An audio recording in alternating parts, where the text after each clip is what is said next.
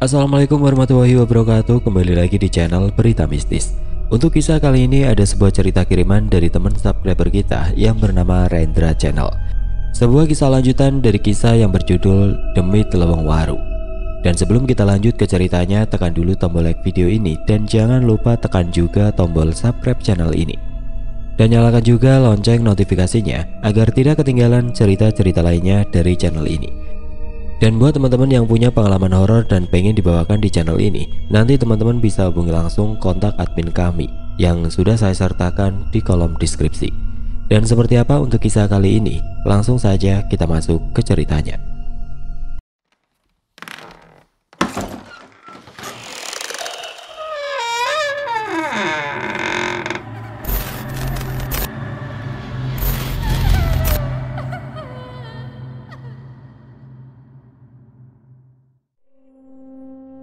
Kita lanjut lagi ceritanya. Walau tidak nyambung lagi dengan Demi Teleweng Waru, sebenarnya masih banyak cerita-cerita horor yang saya alami. Oh ya, di pagi hari yang cerah, embun menetes membasahi bumi. Udara seolah menari disinari mentari pagi. Tepatnya saat saya dan Asep akan pergi ke rumah Andi karena ada undangan dari keluarga Andi, terutama Pak Haji yang menunggu di rumah Ibu Ani, yaitu ibu dari Andi. Saya dan Asep masih di tengah hutan waru bernyanyi band favorit sewaktu SMK 2011 silam, ST12. Di pagi itu kami seperti orang gila bernyanyi keras dengan sepeda motor dengan timbulnya pohon waru di samping jalan. Setelah melewati hutan waru, kami disajikan pemandangan persawahan. Udara ini sangat sejuk dan rasa syukur yang saya panjatkan kepada sang pemilik alam semesta, Allah Subhanahu wa Ta'ala. Dan Asep pun mulai membuka pembicaraan. Dra, kalau ingat semalam itu seperti mimpi ya. Baru pertama saya masuk alam demit, itu pun karena dibawa paksa gerombolan gendruwo. Wujudnya ngeri. Duh, lebih baik ketemu sama Mbak Kun daripada gendruwo. Itu taringnya seperti tanduk sapi. Ya itulah bentuk tipuan jin, bisa merubah ke bentuk lainnya yang lebih seram. Kita semua tidak akan bisa melihat bentuk asli jin. Jadi sebagai pelajaran kita, Sep, bahwa menolong tidak harus dengan memberi lahiriah, tapi menolong dengan penuh rasa ikhlas dan menjadi manfaat bagi sesama, mengharap ridho Allah Subhanahu wa Ta'ala. Itu balasan yang sangat indah.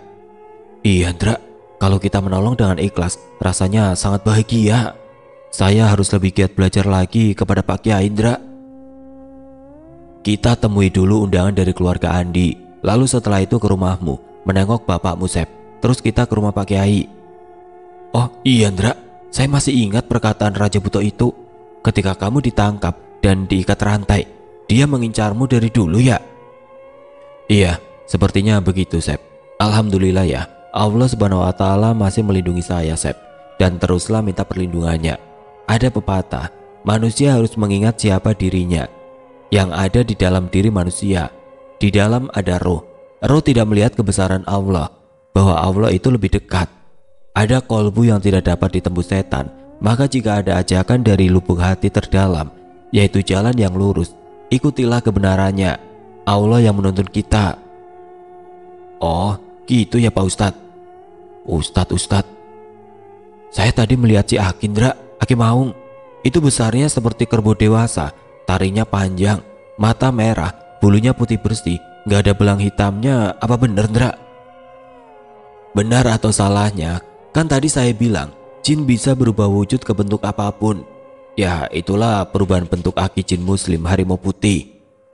Setelah berbincang-bincang lama dan akhirnya sampailah saya ke area Subang dan masuk ke wilayah desa yang ditunjuk Asep, yang sudah tahu daerah itu, dan juga Pak Haji sudah memberikan alamat lewat WA.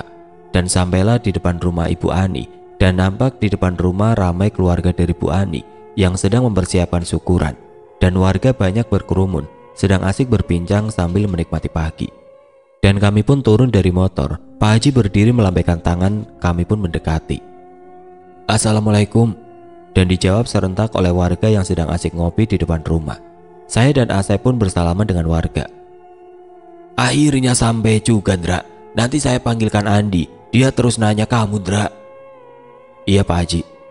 Pak Haji pun masuk memberitahu keluarganya. Ndra, mumpung ada gratisan di depan ada kopi, ayo sikat. Jaga adab, Sep. Kita belum dipersilakan untuk ngopi. Tunggu sampai Pak Haji mempersilahkan, baru kita bikin kopinya. Asep pecandu kopi. Bila sudah lihat kopi hitam dan selalu menelan ludahnya ketika warga dengan seruputan kopi, membuat Asep hanya diam melihat. Dan tidak lama Ibu Ani pun keluar dengan Andi. Nak Hendra, Asep, masuk nak. Iya Bu, terima kasih, nggak apa-apa di sini saja.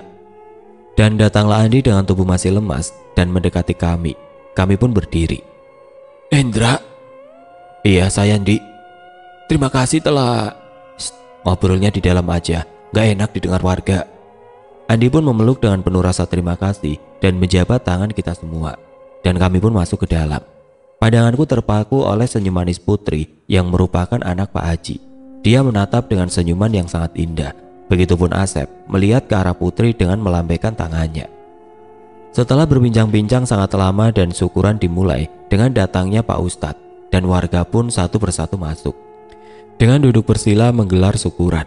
Kami pun duduk mengikuti syukuran tersebut sampai selesai dan makan bersama dengan warga.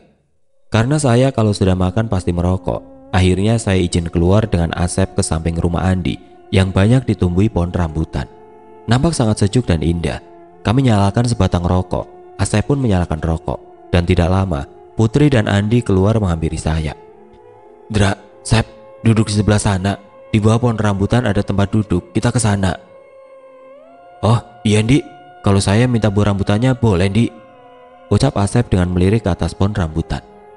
Boleh saja, mau ambil berapa karung juga. Semua kebun rambutan ini milik paman saya Pak Haji. Ambil saja Sep, kamu bawa karung. Ada-ada saja nih orang, masih belum kenyang aja, ucapku melirik Asep yang juga melirik ke Putri karena Putri tertawa menutupi mulutnya dengan tangan karena tingkah lucu Asep. Kami pun berjalan masuk ke kebun rambutan yang sangat rindang dan sejuk, dan duduk di tempat duduk yang terbuat dari bilik bambu rumah kecil untuk beristirahat. Oh ya Andra, kata Bapak dan Andi, kamu yang menolong Andi dari hantu hutan Waru, apa benar? Saya pun bingung dengan pertanyaan Putri, bingung harus jawab apa, dan tiba-tiba Asep pun menjawabnya. Asep yang menolong Nang Putri, ya kan Di? Andi hanya senyum dan menganggukkan kepalanya ke Asep yang sangat konyol dan berharap perhatian dari Putri. Udah, begini Put, saya tidak menolong Andi, saya hanya bantu sebisa mungkin, karena yang menolong Andi hanyalah Allah Subhanahu wa Ta'ala. Karena pertolongannya, Andi bisa kembali sembuh. Nah, itu yang saya maksud Neng Putri, tadi juga saya mau bilang begitu, ucap Asep. Kami pun tertawa lepas melihat Asep dengan omongannya. Dan saya kembali melirik ke arah Putri dengan senyum yang lepas, cantik alami dengan senyum yang sangat indah. Dan Putri pun melirik ke arahku dan kami saling lempar senyum.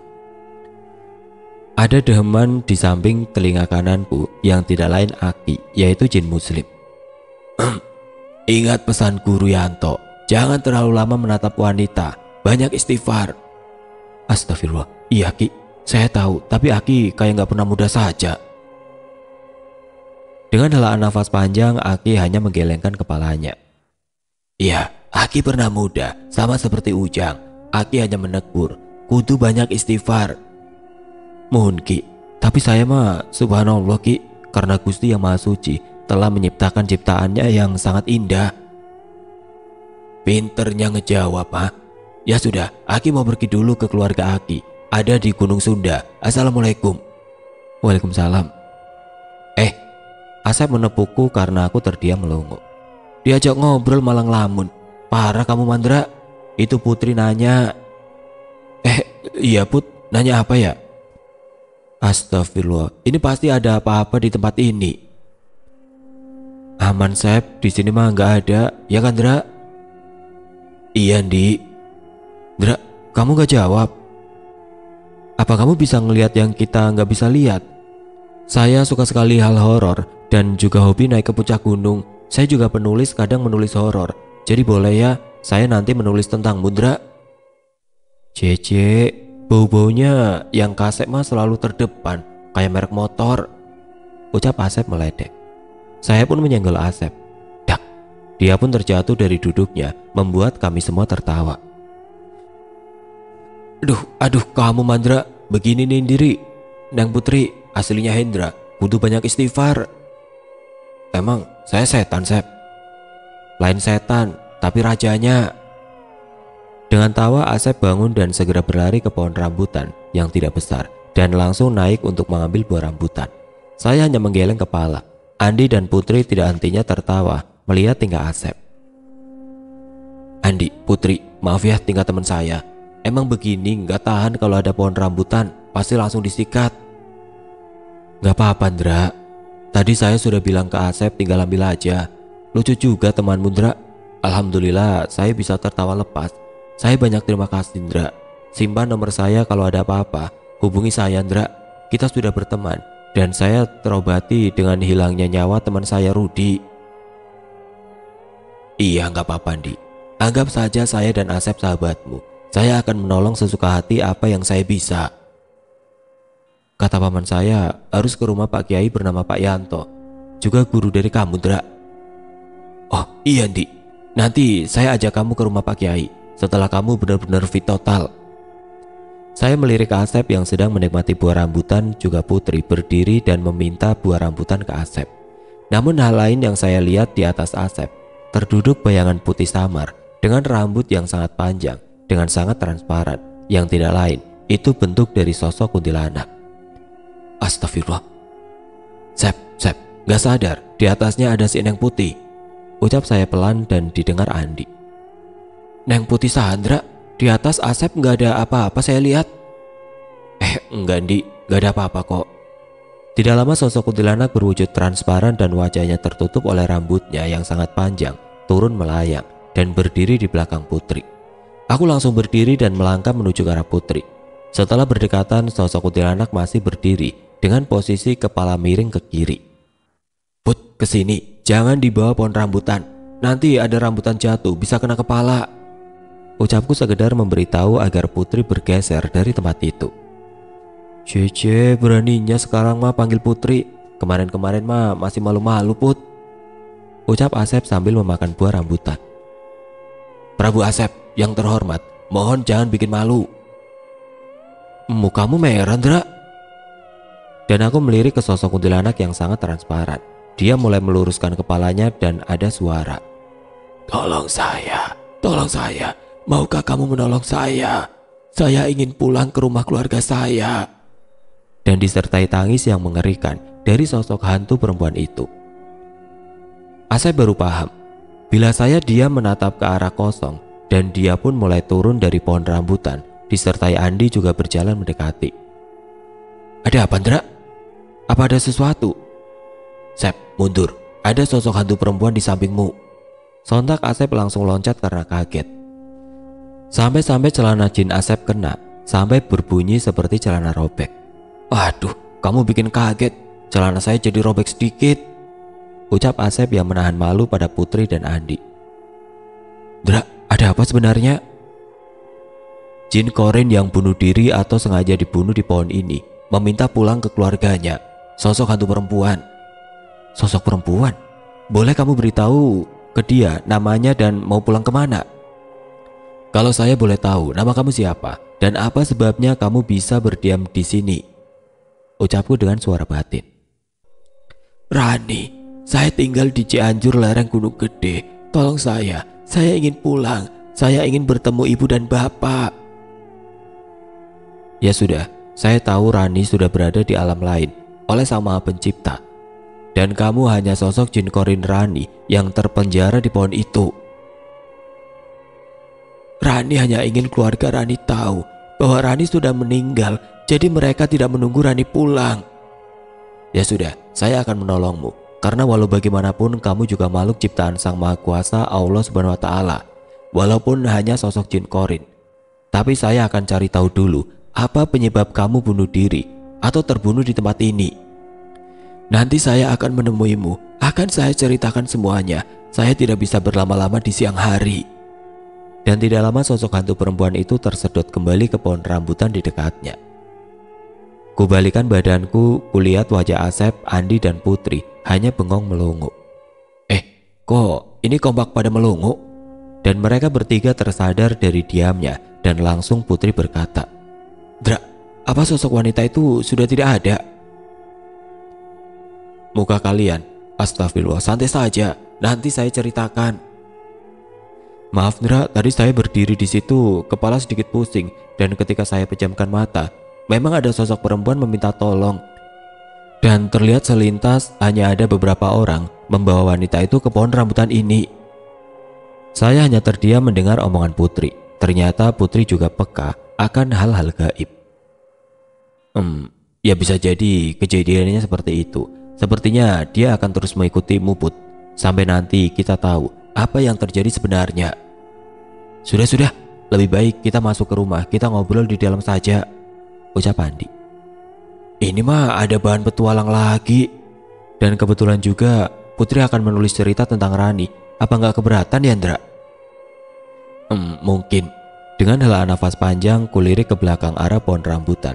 Sepintas sosok hantu Rani transparan dengan wajah pucat rambut panjang sepinggang masuk ke dalam pohon rambutan. Saya, Asep, Putri, dan Andi duduk di ruang tamu sambil berbincang-bincang dengan apa yang terjadi di kebun rambutan. Put, kalau boleh tahu, Putri juga bisa melihat yang tidak terlihat. Maksudnya melihat makhluk halus. Putri tidak bisa melihat, tapi bisa merasakan, Ndra.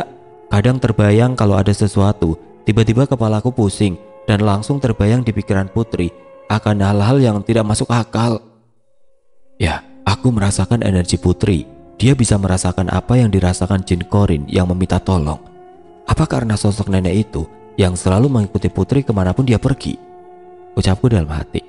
Dan tiba-tiba sosok nenek-nenek berada di belakang Putri, hanya tersenyum dengan kebaya khas Sunda dan hanya menganggukkan kepala dengan posisi bungkuknya. Terus bagaimana kita menolongnya, Ndra? Saya aja tidak bisa apa-apa, melihat pun tidak bisa, cuma kadang-kadang saya bisa, kadang enggak, ucap Asep. Itu karena kamu susah, Sep. Apa yang Pak Kiai ajarkan tidak kau jalankan dengan baik dan hanya setengah-setengah. Kamu tahu sendiri, Ndra. Jangankan saya mau zikir habis tahajud, sholat subuh kadang saya sering telat.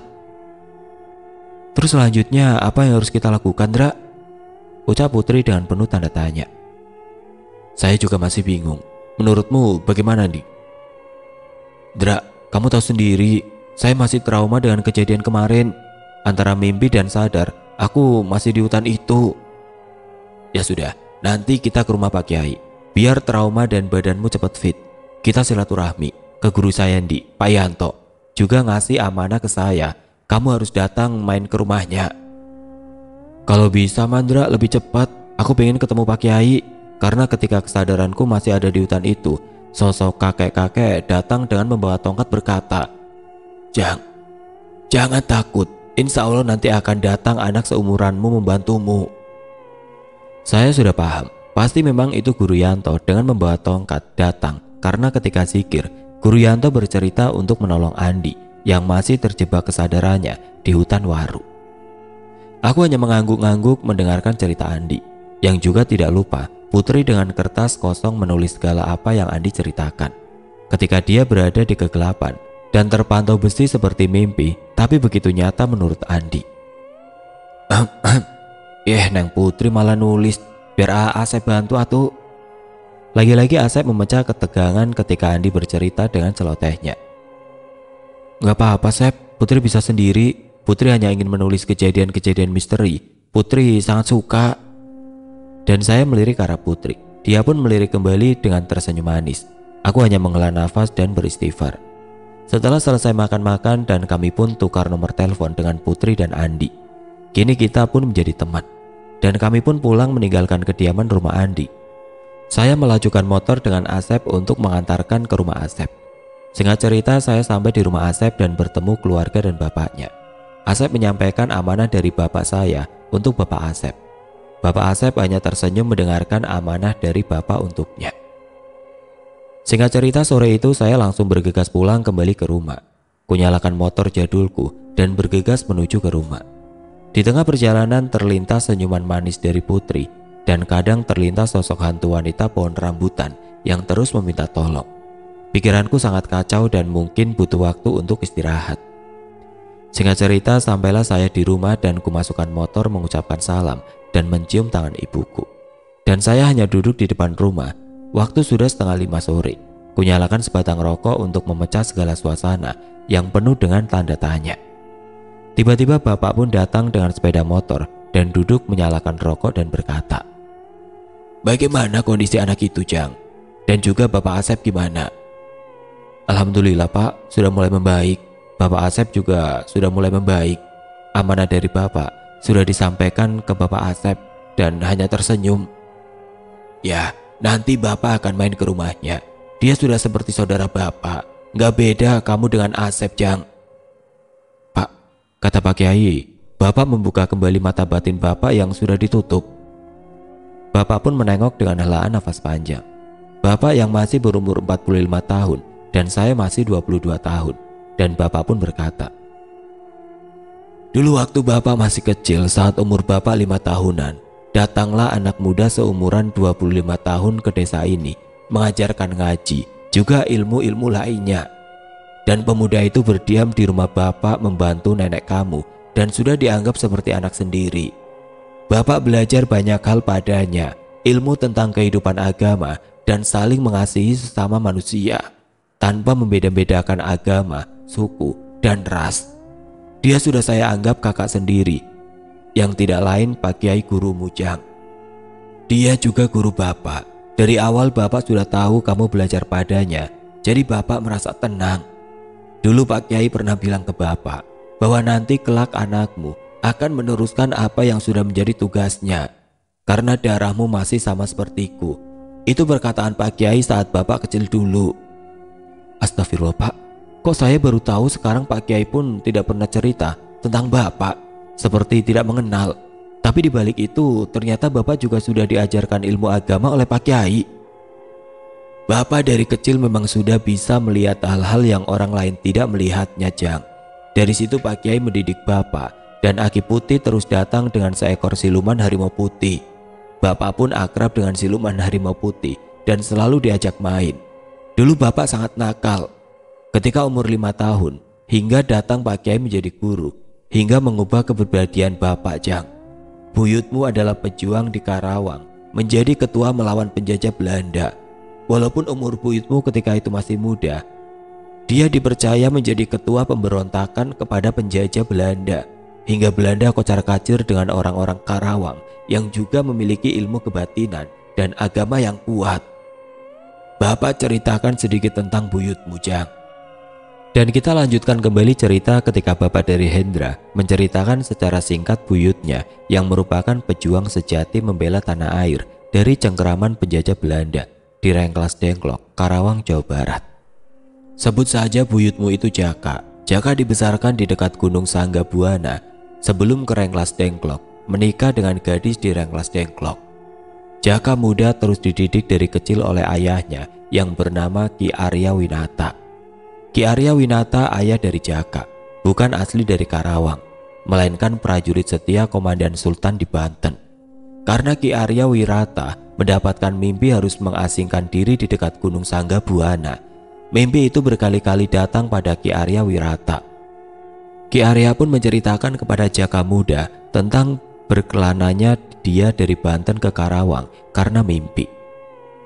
"Jang, Bapak teh dulu waktu muda belum menikah dan masih di dalam Kesultanan Banten menjaga keamanan baik di dalam maupun di luar. Dulu Bapak dipercaya Sultan sebagai komandan pengamanan luar dan dalam area Kesultanan." "Oh iya Pak, terus bagaimana Bapak teh bisa ada di Karawang?" ucap Jaka dengan sangat sopan pada ayahnya. "Bapak keluar dari Kesultanan Banten sebagai ketua pengaman. Dikarena banyak yang ingin merebut jabatan silih sikut walaupun masih saudara. Tapi jabatan membuatnya buta, Jang. Bapak muda dulu sudah dipercaya menjadi ketua pengaman Kesultanan. Bapak dipercaya Sultan Muhammad Saifuddin, Raja Banten terakhir, karena memang masih ada darah saudara, dan Bapak dilatih keras sebagai tameng Kesultanan Banten." "Bapak hebat atuh, masih muda dulu sudah jadi ketua keamanan Kesultanan." Sampai waktu itu Belanda semakin membabi buta, memeras rakyat Banten, dan karena titah Sultan sebagai pengaman luar dan dalam, Bapak dengan prajurit Bapak menghalau Belanda memeras rakyat Banten. Namun Kesultanan Banten hancur karena ada orang dalam yang bersekongkol dengan penjajah itu. "Pengkhianat, maksud Bapak?" Ucap Jaka dengan sangat serius mendengarkan perkataan ayahnya. Iya Jang, sekarang tahun 1840 sudah sangat lama sampai Bapak difitnah dan akhirnya Bapak memutuskan untuk keluar dari kesultanan. Namun juga bukan berarti Bapak takut pada mereka yang sudah menuduh Bapak bersekongkol dengan Belanda. Tapi ada mimpi yang terus setiap malam datang. Bapak disuruh menetap di dekat Gunung Sangga Buana. Kakek-kakek berbaju putih terus-menerus datang dalam mimpi Bapak. Assalamualaikum Jang, Aki datang ke Ujang. Sudah waktunya Ujang keluar dari Kesultanan Banten. Karena demi jabatan, sesama saudara Silit Tikam, Aki datang ke mimpi Ujang karena Aki menjaga turun-temurun leluhur Ujang. Gubuk Aki di puncak Gunung Salak, Kawah Ratu. Ujang secepatnya keluar, sudah waktunya mengelana. Bertafakur ke Gusti yang Maha Agung. Ujang masih turunan dari Purbaya, jadi ikuti leluhur Ujang. Assalamualaikum. Begitu mimpinya Jang. Bapak mimpi selama 3 hari, terus didatangi aki-aki berbaju putih dan Bapak akhirnya keluar dari kesultanan. Kakek yang datang di mimpi Bapak itu siapa? Ucap Jaka bertanya pada bapaknya. Dengan senyum kepada anaknya, Ki Arya Wirata bilang, nanti kamu juga akan tahu dan akan datang menemui Ujang, kakek jin muslim penguasa Gunung Salak Bogor. Sebut saja Aki Putih. Aki Putih? Jaka yang terus merasa penasaran siapa sosok Aki Putih itu. Di usianya yang masih remaja, Jaka selalu berlatih silat dengan bapaknya. Dan sebelum maghrib Jaka belajar baca Al-Quran juga dengan bapaknya. Ki Arya Wirata selain lihai dalam ilmu bela diri, juga ilmu agama yang diajarkan ketika di Kesultanan Banten. Hidup sederhana, tanpa fitnah dan saling sikut demi jabatan. Ki Arya Wirata selaku komandan pengamanan kesultanan dan juga masih saudara dari sultan, memilih mengasingkan diri, bertafakur kepada Allah SWT di dekat Gunung Sangga Buana Karawang. Ki Muhammad Arya Wirata Sanjaya bertemu dengan Ibu Jaka dan melangsungkan pernikahan dan dibawa ke dekat Gunung Sangga Buana dan membuka lahan membabat alas di sana untuk dijadikan hunian. Dan selepas Isya, biasanya anak-anak di kampung sana mendengarkan ceramah dari Ki Arya Wirata tentang kehidupan dan agama. Baik anak-anak muda maupun orang tua selalu belajar agama dan bela diri. Segala macam kehidupan hendaknya mempunyai manfaat bagi semua orang. Kehidupan yang penuh manfaat akan dibalas oleh Tuhan yang Maha Kuasa. Gajah mati meninggalkan gading, macan mati meninggalkan belang. Ketika manusia mati, yang ada bukan hanya belatung saja, tapi ada belatung yang hidup di dunia.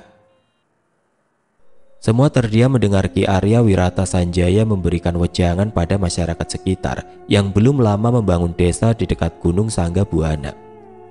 Ki Muhammad Arya Wirata Sanjaya dijadikan sebagai panutan dan sangat dihormati karena kebijaksanaannya. Namun jati diri Ki Arya Wirata dirahasiakan. Hanya anaknya yang tahu, yaitu Jaka Arya Sanjaya yang menjaga jati diri keluarganya. Singkat cerita, Jaka dewasa sudah sangat pandai dalam ilmu bela diri dan juga ilmu kanuragan. Bahkan agama di zaman penjajahan Belanda dan tidak sengaja melihat pemerasan kompeni Belanda pada rakyat Karawang. Akhirnya dibentuklah Pemuda Pembela Rakyat yang dibuat oleh Jaka. Teman seperguruan ikut kepada Jaka dan terbentuklah kekuatan untuk membela rakyat Karawang dari pemerasan dan penyiksaan kompeni Belanda di Karawang. Singkat cerita, para pemuda Karawang berbondong-bondong ikut di barisan Jaka yang memiliki silat dan ilmu kanuragan tinggi. Selain sikap bijaksana dan baik hati, Jaka sudah dianggap sebagai penolong dan melawan penindasan penjajah. Dan akhirnya Jaka menjadi buronan kompeni Belanda karena susah untuk ditangkap. Ketika Jaka terkepung oleh kompeni Belanda di hutan, dengan sangat cepat Jaka lihai lolos dan akhirnya memberontak kompeni Belanda di alun-alun kota Karawang di dekat Rengas Dengklok. Jaka dan barisannya sudah menyusun strategi untuk pengusiran Belanda di tanah Karawang. Tragedi berdarah di Rengas Dengklok terjadi dan akhirnya kompeni Belanda mundur dari Karawang sekedar untuk keamanan.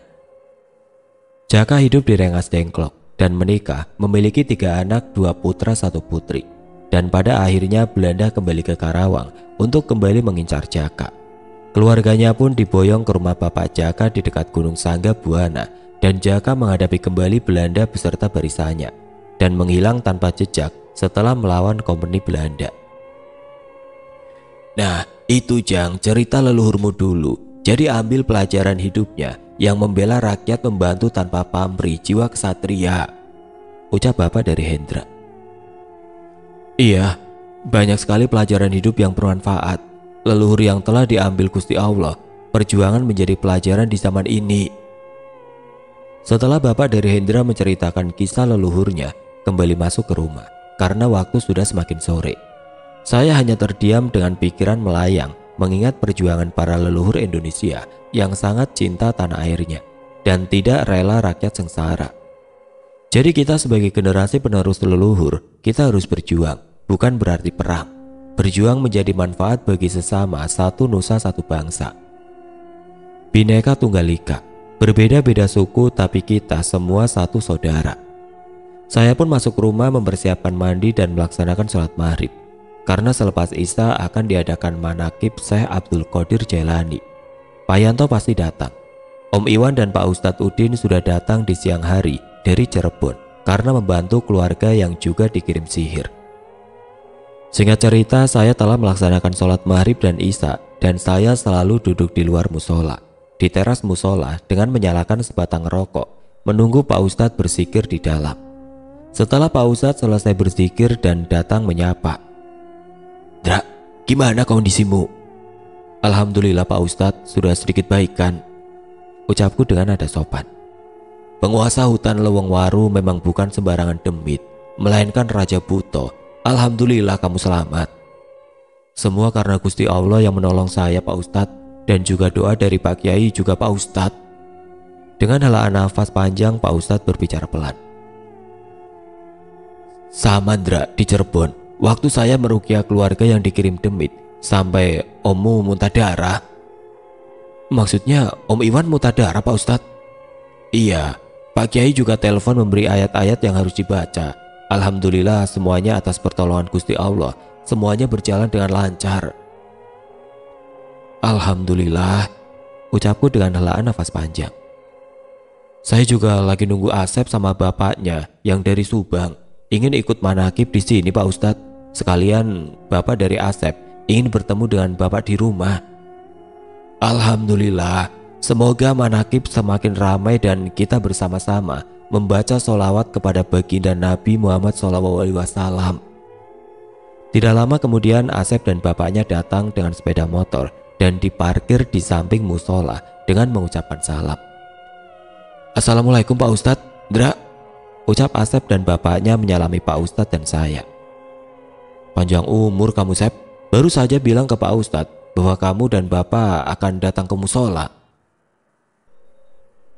"Prabu Asep mah selalu tepati janji. Pokoknya mah sholawat sama silaturahmi bareng, pasti banyak makanan," ucap Asep nyeleneh yang langsung ditepak bapaknya. Pak Yanto pun datang dengan tetangga menggunakan satu sepeda motor, dan kami pun berbincang sebentar dan warga satu persatu berdatang ke musola untuk mengikuti manakib Syekh Abdul Qadir Al-Jailani. Manakib pun dimulai, semua khusyuk dengan bacaan dari Pak Ustadz, sholawat dan doa-doa yang terus dikumandangkan membuat saya menundukkan kepala dan memejamkan mata. Singkat cerita, acara manakib pun selesai dan kami berkumpul di depan teras musola mendengar wejangan dari Guru Yanto. Dan setelah wejangan tersampaikan, Pak Yanto pulang dibantu tetangganya dengan sepeda motor. Saya, Asep dan Bapak Asep pun pamit pulang ke rumah. Sesampainya di rumah, Pak Arya sudah duduk di depan rumah menunggu Bapak dari Asep. Bapak dari Hendra sedang tidak enak badan, jadi tidak ikut manakib. Sesampainya di rumah, Bapak dan Bapak Asep pun saling mengobrol serius. Kadang serius dan kadang mereka tertawa, sama persis dengan saya dan Asep. "Sep, lihat bapak kita, kadang obrolannya serius, kadang mereka tertawa bersama." "Iya, mirip sama kita Dra. Mungkin tua nanti kita seperti itu Dra, karena pohon tidak jauh dari buahnya." "Maksudnya buah jatuh tidak jatuh dari pohonnya." "Nah itu ya." Lirikan Bapak Asep dan Pak Arya ke arah Asep membuat Asep menutup mulutnya. Saya hanya tersenyum melihat tingkah Asep dan menahan ketawa. Ibu pun datang dengan membawa singkong rebus dan juga teh hangat. Kami pun terus ngobrol sampai Asep membisikkan sesuatu. Dra, kamu tahu nggak? Semenjak saya masuk ke alam demit, mata ini sering melihat sekelebat bayangan-bayangan aneh, Dra. Nah, itu awal kepekaan, Sep. Saat kita sudah bisa merasakan energi dan akan ada tingkatnya lagi. Itu menurut Pak Kiai. Bahkan saya, Dra, sekarang merasakan si Aki Maung ayah di samping Bapak Mudra. Saya hanya tersenyum dan memang yang dikatakan Asep benar. Jin Aki Maung Harimau Putih duduk di sebelah Bapak, di sebelah kanan. Hebat kamu, Sep. Sudah bisa merasakan energi. Kudu dilatih dengan banyak sholawat, sholat tahajud, sareng zikir supaya bisa menenangkan hati, jadi bisa kontrol. Siap pokoknya mah. Yang Pak Kiai tadi sampaikan di musola, insya Allah Prabu Asep jalani dengan ikhlas. Siap Prabu, hamba akan selalu di samping Prabu Asep di saat senang. Nah, di saat senang saja, Ndra, susahnya mana? Kan saya teh belum selesai ngomong, udah kamu potong aja. Ucapku tertawa sedikit menutupi mulut, takut mengganggu obrolan Bapak dan Asep. Ndra, si Teteh gaun putih di pohon rambutan samping rumah Andi kan minta tolong, terus gimana yang harus kita jalankan? Dengan helaan nafas panjang, saya berbicara pelan. Ya kalau mau dibawa sih Jin Korin yang gantung diri di pohon itu ya, kita bawa ke Cianjur dekat Gunung Gede Pangrango.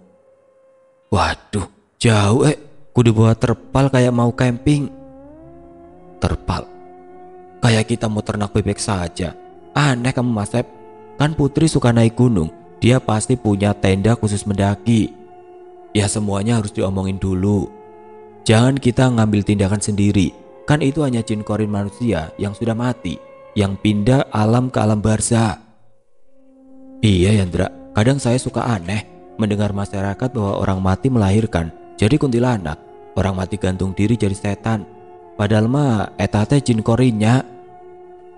Itulah tugas kita untuk meluruskan, Sep, bahwa orang yang sudah meninggal menurut keterangan Al-Quran ya pasti ada di alam barzah, ditanyai semasa hidupnya, diadili di alam barzah. Iya Yandra, ucapan Pak Kiai kadang saya nggak ngerti, tapi kalau kamu yang jelasin kok jadi ngerti. Ucapan Pak Kiai itu biar kita mikir, bukan hanya sekedar mendengarkan. Itulah saya kudu belajar kursus kamu, Dra. Ya kalau sebulan 200.000, bolehlah. Asem.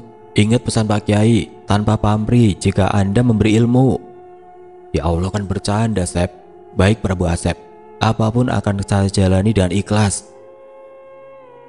Begitu atuh. Dan kembali kelirikan Bapak dan Bapak Asep ke arah Asep yang tertawa keras, sampai Bapak melempar kulit kacang ke arah mulut Asep yang terbuka lebar, yang membuat saya harus berdiri dan berjalan ke belakang hanya untuk tertawa karena sangat susah untuk menahan tawa. Maaf Pak, kelepasan ketawanya. Asep pun berdiri dan ikut ke belakang rumah. Disitulah kami mengobrol dan bisa tertawa karena di belakang rumah terhampar sawah dan juga ada tempat istirahat dari bambu. Kunyalakan sebatang rokok dan Asep pun menyalakan sebatang rokok dan saya pun mulai membuka obrolan kembali. Sep, nanti coba kamu kontak Andi untuk menelpon Putri. Apa ada selah waktu santai kita ke Gunung Gede Pangrango, ke keluarga si Teteh penghuni pohon rambutan? Siap, besok siang saya main ke rumah Andi. Berarti kita berempat akan ke Gunung Gede Pangrango, Ndra. Ya iyalah, terus mau sama siapa lagi? Kan kebetulan juga Andi dan Putri itu sudah pengalaman naik gunung. Kita mah boro-boro, Sep. Iya bener juga, tapi Putri harus bawa teman cewek juga. Kasihan kalau sendirian. Kan kalau ada teman satu lagi cewek, kan bisa buat nemenin Putri. Alah, itu mah akal-akalan kamu saja, Sep. Cuci otak kamu pakai rinso biar bersih. Alah, usaha sedikit boleh lah. Siapa tahu teman Putri yang dari Bandung cantik-cantik, Dra. Usahakan boleh. Kan kalau saya kejar Putri juga, saya yakin dia sukanya sama kamu, Dra. Ini sebenarnya mau nolongin si Teteh Jin pohon rambutan. Apa mau biru jodoh, Sep? Ya sekalian kan boleh, Ndra. Yang penting ada usaha. Saya yang menghisap rokok karena ocehan Prabu Asep yang semakin ngaco. hanya menggelengkan kepala. Dan kakek jin muslim jelmaan harimau putih datang menghampiri, yang membuat gelagat Asep sedikit berbeda, karena dia sudah bisa merasakan energi dari makhluk sekitar. Assalamualaikum Jang. Waalaikumsalam Ki. Sebaiknya jangan bikin tindakan sendiri. Ujang kudu ngobrol sareng Pak Kiai. Gimana baiknya? Jangan sampai kejadian di Leweng keulang lagi. Aki sampai dibohongan ke Ujang. Kejadian itu sebagai pelajaran. Mending kita bicarakan saja sareng Pak Kiai. Iya Ki, insya Allah saya dan Asep akan ke rumah Pak Kiai. Dra, kok saya merasakan kedatangan si Aki Maung? Ucap Asep yang memegang pundaknya sendiri. Ayah di depan kamu Sep, tadi udah bilang kita jangan bikin tindakan sendiri. Belajar dari kejadian yang kemarin. Sebaiknya kita obrolkan ke rumah Pak Kiai. Nah itu lebih bagus. Restu dari Pak Kiai yang membuat saya semangat Dra. Bukan karena teman Putri nanti yang dari Bandung. Itu nomor 2 lah. Singkat cerita kami pun masuk ke dalam kamar karena waktu hampir tengah malam. Sementara bapak dan bapak dari Asep masih asik mengobrol. Kurbakan badan di kasur. Asep pun sudah mendengkur bila sudah rebahan. Pikiran saya melayang jauh tentang arti kehidupan yang diucapkan Guru Yanto. Banyak sekali pembelajaran maupun kejadian-kejadian di luar logika akal manusia. Dalam hati saya ingin menolong sesama tanpa pamrih dan hidup seperti air yang terus mengalir yang menjadi manfaat bagi sekitarnya.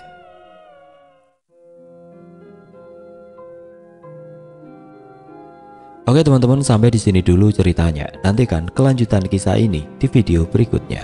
Agar tidak ketinggalan, klik tombol subscribe channel ini dan nyalakan lonceng notifikasinya. Wassalamualaikum warahmatullahi wabarakatuh.